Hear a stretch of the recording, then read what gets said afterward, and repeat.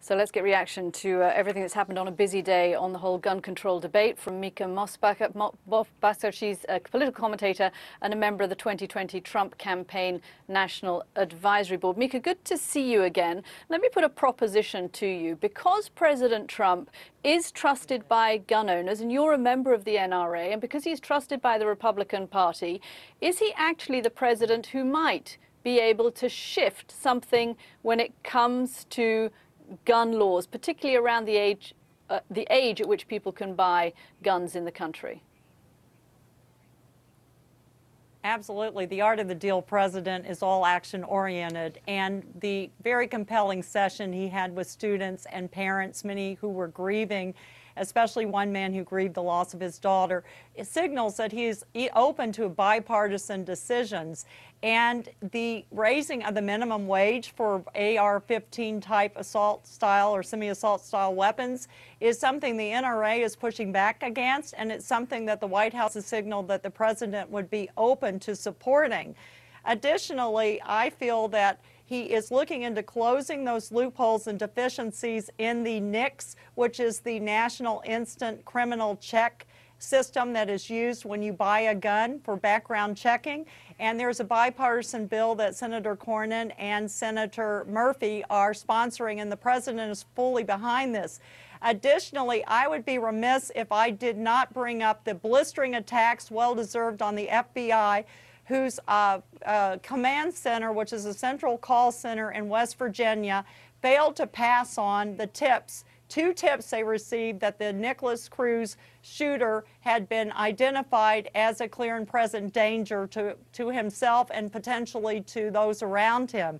The FBI has an $8.9 billion budget. It is a bloated bureaucracy with 35,000 employees, 56 field offices.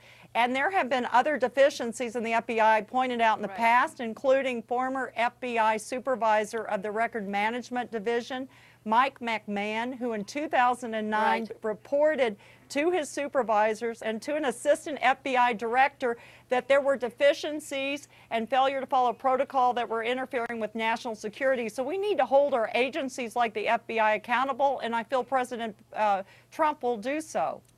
There's no question, Mica, that there's a different tone coming from the president to the one we heard from Mr. Lapierre today. But I want to just take you back to April 2017, the NRA convention that President Trump attended, and this is what he said. I will never, ever infringe on the right of the people to keep and bear arms. Never, ever.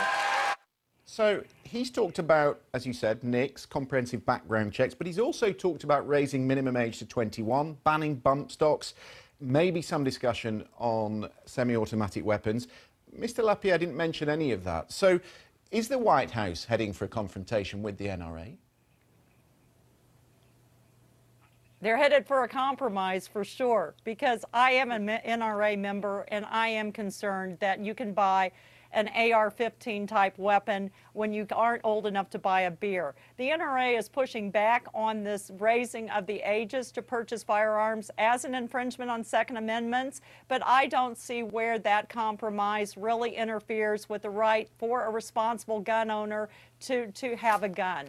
But we certainly have to have this dialogue in this country, and I think that President Trump has the strength of leadership to confront this and other tough issues, especially from a very powerful gun lobby with 500 million members.